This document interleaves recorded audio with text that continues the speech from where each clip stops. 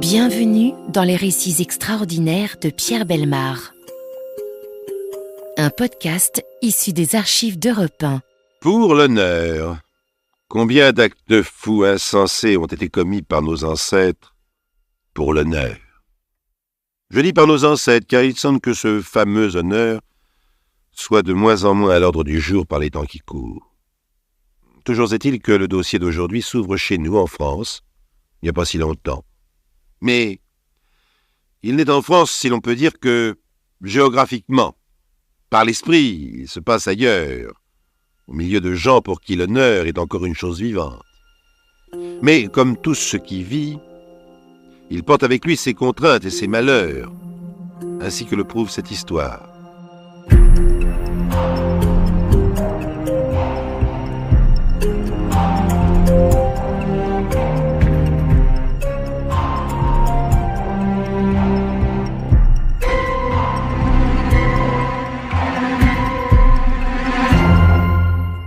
« 0h45. Nous sommes le 19 mars 1958. Une route battue par un vent glacé, un vent qui semble attiser un incendie. Cet incendie brûle dans le cœur de deux jeunes gens. Il n'y a pas si longtemps, cet incendie était celui de l'amour fou, de l'amour qui brave les contraintes ancestrales les plus sévères et les on-dit qui savent faire tant de mal. Oui, il n'y a pas si longtemps, cet incendie se nourrissait des flammes de l'amour et aujourd'hui, 19 mars 1958, c'est un feu peut-être encore plus brûlant qui couve dans le cœur des deux jeunes gens. C'est la haine. La haine farouche. La haine que rien n'arrête. La haine qui tue. Pour l'instant, le garçon et la fille ne sont que deux silhouettes fugitives sous une lune indifférente qui brille dans le ciel nettoyé par le vent. Dans quelques instants, des instants qui ne se comptent même plus en minutes, l'une de ces deux silhouettes va rouler sur les cailloux du chemin. L'un des deux, le jeune homme ou la jeune fille, l'un des deux va mourir. Celui des deux qui a décidé la mort voudrait-il à cet instant arrêter la machine, que cela ne serait pas non plus en son pouvoir et que la terrible décision s'accomplirait malgré tout. Ainsi en est-il lorsque la vendetta est en marche. Oui, c'est bien de vendetta qu'il s'agit. Elle s'appelle Vicenza Geraci. Il se nomme Giuseppe Tardanico.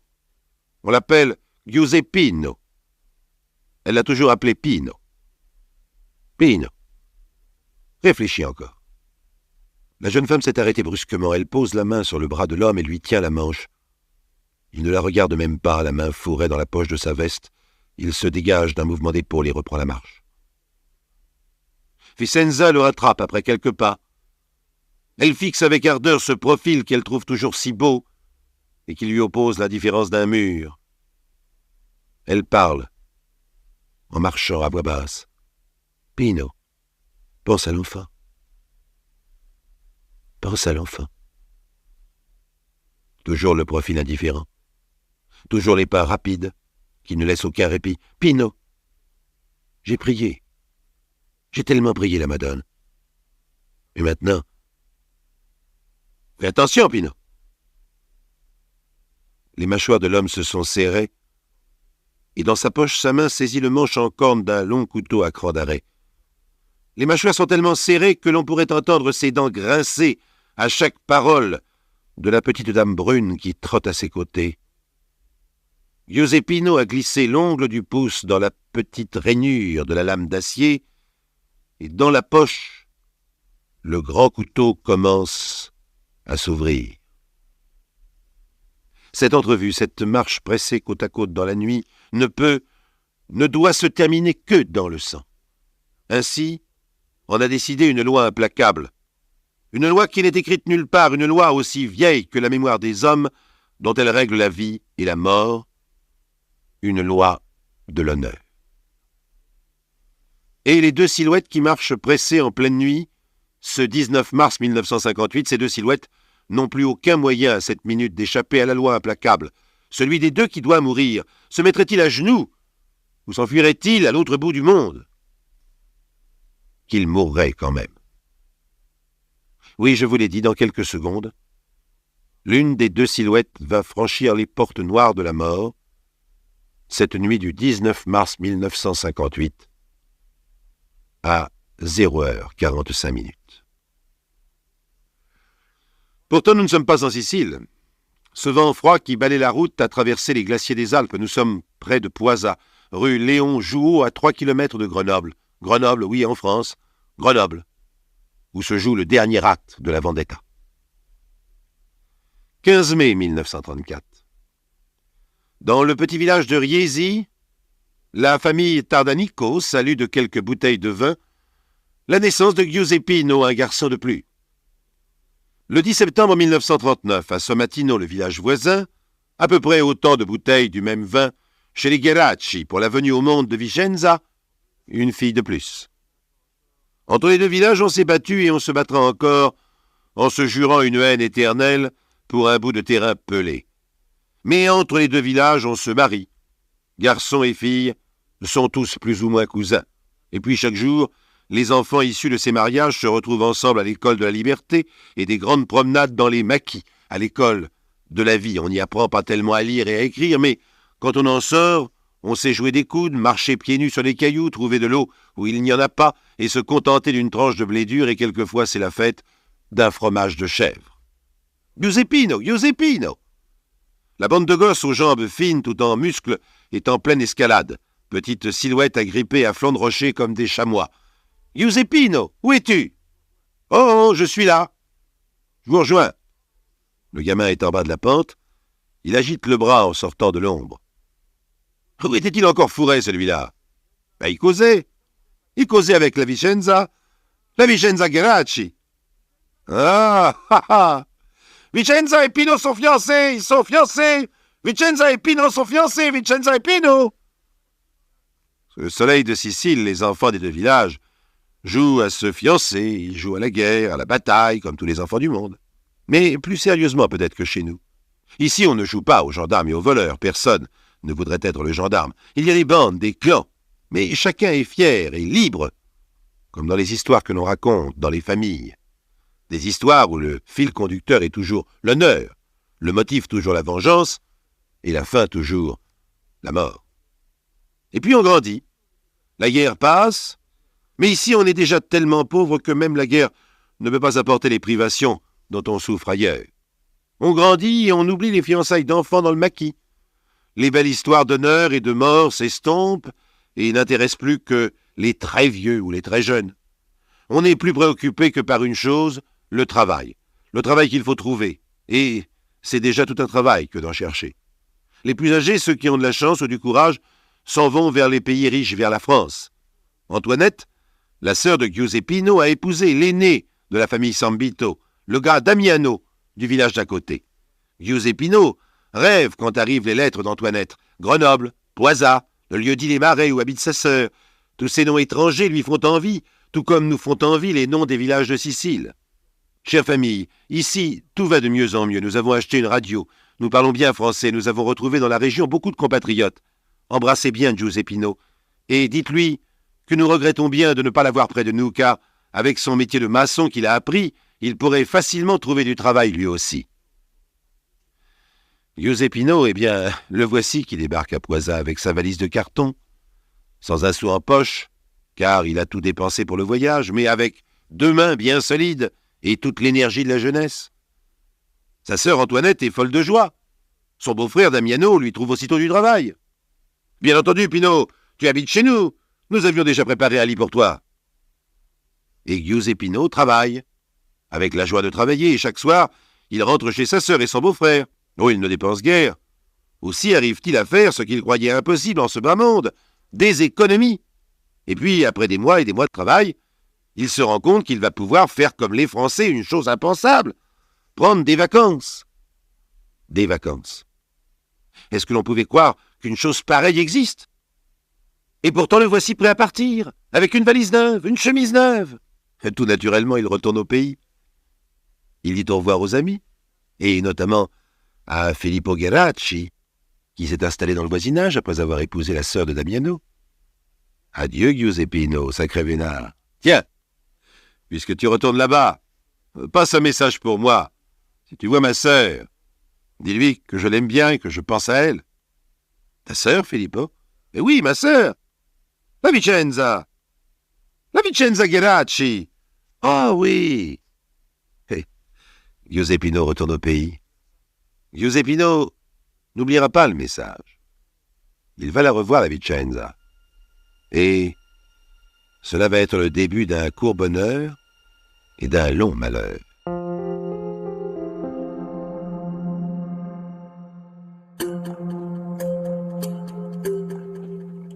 C'est le bal du plein été, entre les 4 arbres de la place du village. On a tendu des fils avec des petits drapeaux, quelques lampions. Giuseppino a mis la belle chemise de France. Il y a là toute la jeunesse des villages de Riesi et Sommatino. Giuseppino cherche la Vicenza pour lui passer le message d'affection de son frère qui est installé à Grenoble. La Vicenza? Mais c'est elle, là-bas, près des musiciens. Jésus, c'est cette jolie fille. Mais je ne l'aurais jamais reconnue.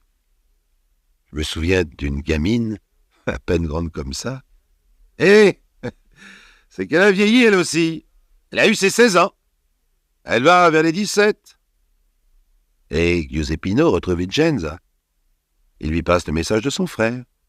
Et Vicenza voit devant elle un grand gars si beau dans sa chemise de France, un grand gars avec un profil de prince, enfin. Comme elle imagine les princes des histoires de princes. Et Vicenza danse avec Pino. Et ils se reverront le lendemain et le lendemain encore.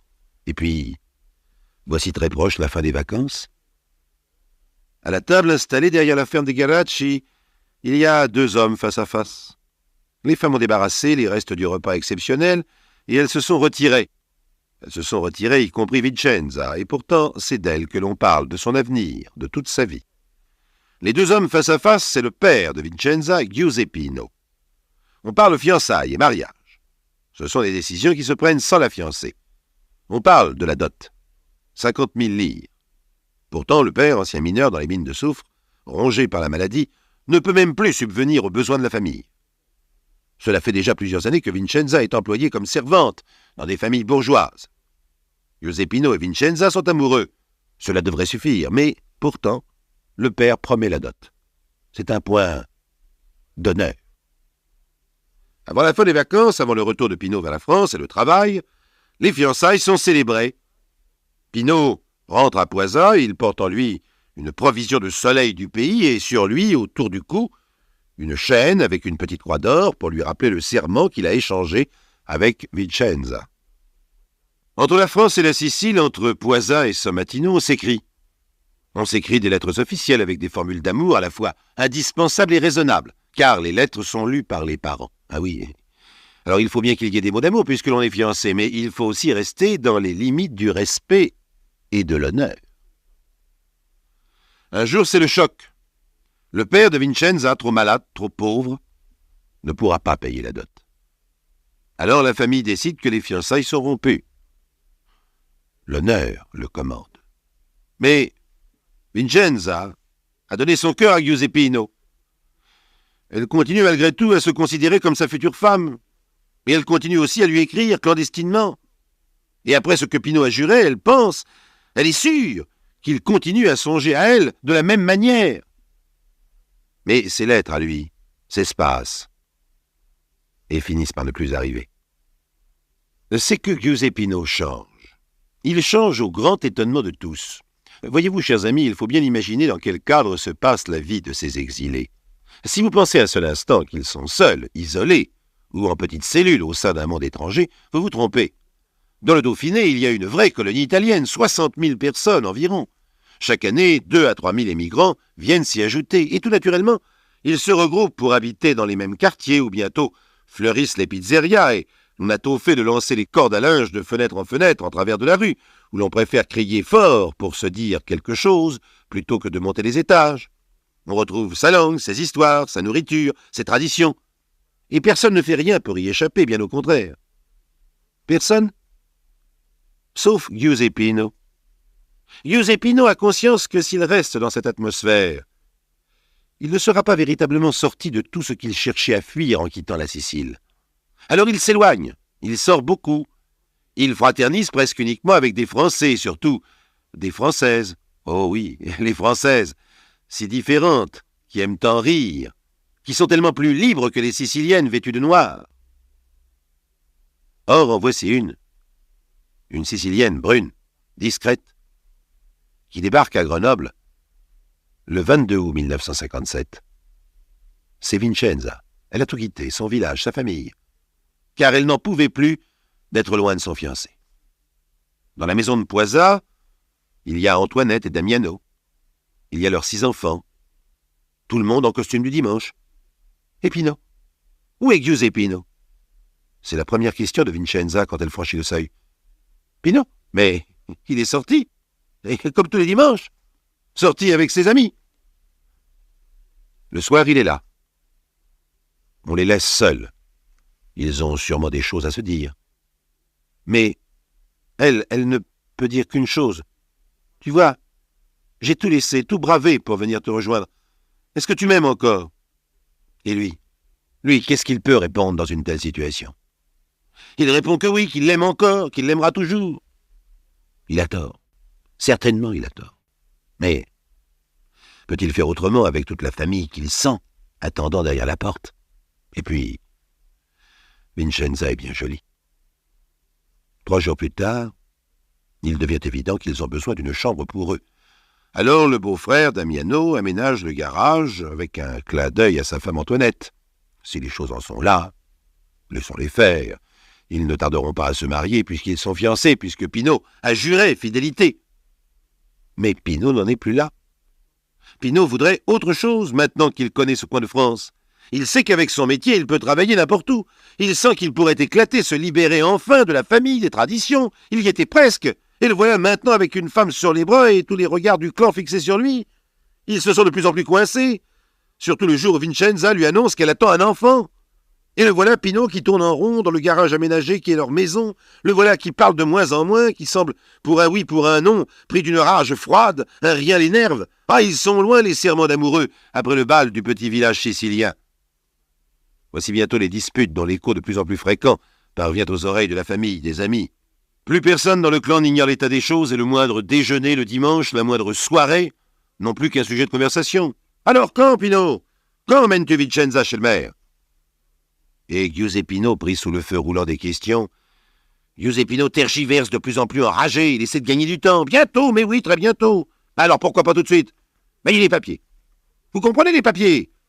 Nous sommes étrangers tous les deux, on se marie pas comme ça, il faut des papiers, beaucoup de papiers, qui sont pas encore arrivés. Ah, les papiers. Il a trouvé cette maigre excuse. La famille et les amis pourtant, qui n'y connaissent pas grand-chose, y croient à cette histoire de papiers. Ah, c'est vrai qu'il faut des papiers pour tout quand on est étranger. Voilà un peu de temps de gagner. Mais combien? Bientôt les discussions reprennent, qui se transforment cette fois en bagarre. Le ton monte, on s'empoigne avec rage, en dessus des tables renversées. On ressort le vieux mot sacré, l'honneur. L'honneur de la famille, l'honneur de la parole donnée. Le bruit de cette situation est remonté jusqu'au pays. Cela ne peut plus durer. Pino doit épouser Vincenza avant que l'enfant naisse. Oui. On a ressorti le vieux mot sacré. Et avec lui sont apparus les couteaux, les longs couteaux à cran d'arrêt. Voici l'ami Piliteri du village de Vincenza. L'ami Piliteri crache au visage de Pino en le traitant de parjure. Et comme Pino se détourne, l'ami Piliteri lui plonge son couteau dans le ventre. Au retour de l'hôpital, Pino va trouver Vincenza et pleurer, Vincenza en larmes, car c'est à cause d'elle que tout cela est arrivé. Elle l'aime toujours. Elle n'envisage d'autre solution que d'unir sa vie à celle de cet homme. Mais les mois passent. La blessure est guérie, et Pino est de plus en plus froid, de plus en plus lointain. Maintenant, Vincenza a compris. Pino ne l'épousera jamais. Elle va trouver son frère Filippo. J'ai compris, tu sais. À cause de moi, ton honneur et celui de toute la famille est menacé. Trouve-moi une arme. Je ferai ce qu'il faut. Oh, pas une seconde, Filippo n'essaie de dissuader sa sœur. Elle est dans la droite ligne de la tradition des femmes de son pays. Il connaît un brocanteur nord-africain qui lui procure sans difficulté un vieux revolver d'ordonnance calibre 11 mm. Vincenza fourre le revolver chargé dans son sac. Si je vois Pino, je le tue. Nous sommes le mardi 18 mars. Elle le voit, Pino. Elle a le revolver sur elle. Mais elle ne tire pas. Elle l'a retrouvé dans le café au coin de la rue chez Maria Bianca à l'enseigne du bon vin. Elle ne tire pas. Elle ne tire pas parce que Pino vient près d'elle avec un sourire, le sourire qu'elle lui connaissait dans les jours passés. « Vincenza, les papiers sont en règle, tu vois? Je ne t'ai pas menti. Demain, nous irons faire les démarches. » Et le lendemain, mercredi 19 mars 1958, Vincenza et Pino, accompagnés du frère de la fiancée, vont à la mairie et à la clinique pour les certificats prénuptiaux. Le mariage se fera très vite, le jeudi 27 mars. Le soir, chez Filippo, c'est une double fête. La Saint-Joseph, jour de liesse traditionnel, et le mariage prochain de la sœur. Tout le monde est gai, tout le monde chante, sauf Vincenza. Bientôt, au bout de la table, on entend des éclats de voix, et l'on s'aperçoit qu'une dispute, une de plus, oppose les futurs mariés. Pino est exaspéré. « Mais ce n'est pas parce que j'ai les papiers que je t'épouserai. »« Qu'est-ce qu'il dit ?»« Mais calme-toi, Pino, fait Filippo qui essaie d'adoucir les choses. » Alors Vincenza éclate à son tour et révèle ce qu'elle sait. Pino s'est fait engager sur un chantier à 40 km et il compte se sauver demain matin. « Tenez, vous voulez une preuve? La voilà la preuve !» Et Vincenza arrache de la poche de Pino sa carte de travail avec l'adresse du nouveau chantier. Le silence est retombé soudain. Pino s'est redressé, gifle Vincenza à toute volée et sort.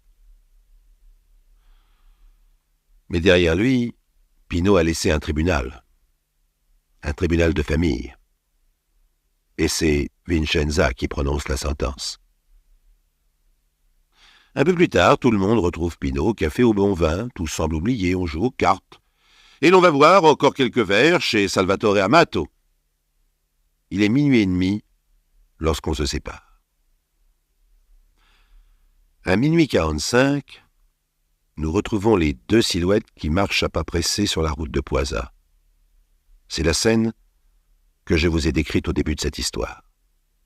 Vincenza essaie une dernière fois de parler, mais elle ne rencontre que le profil buté de l'homme qu'elle aime.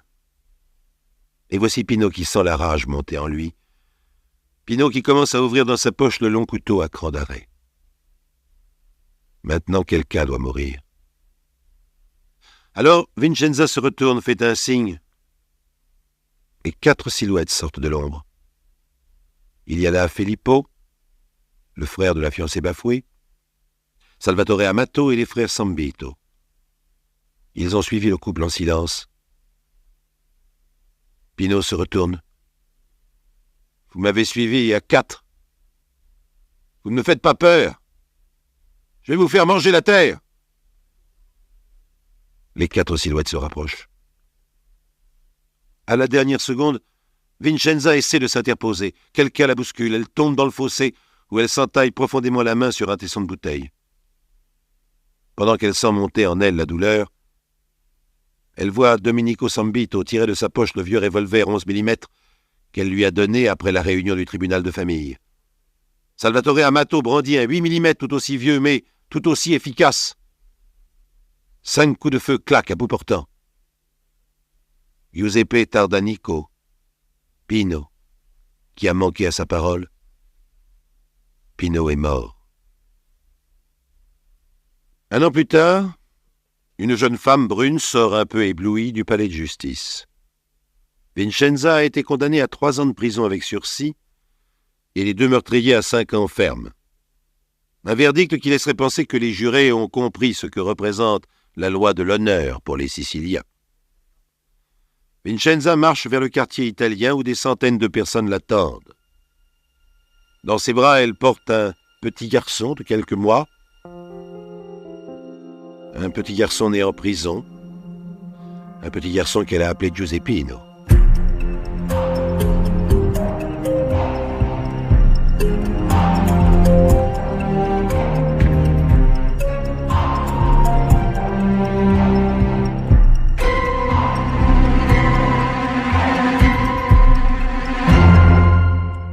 Vous venez d'écouter Les récits extraordinaires de Pierre Bellemare, un podcast issu des archives d'Europe 1 et produit par Europe 1 Studio. Réalisation et composition musicale, Julien Tarot. Production, Sébastien Guyot. Direction artistique, Xavier Joly. Patrimoine sonore, Sylvaine Denis, Laetitia Casanova, Antoine Reclus. Remerciements à Roselyne Bellemare. Les récits extraordinaires sont disponibles sur le site et l'appli Europe 1. Écoutez aussi le prochain épisode en vous abonnant gratuitement sur votre plateforme d'écoute préférée.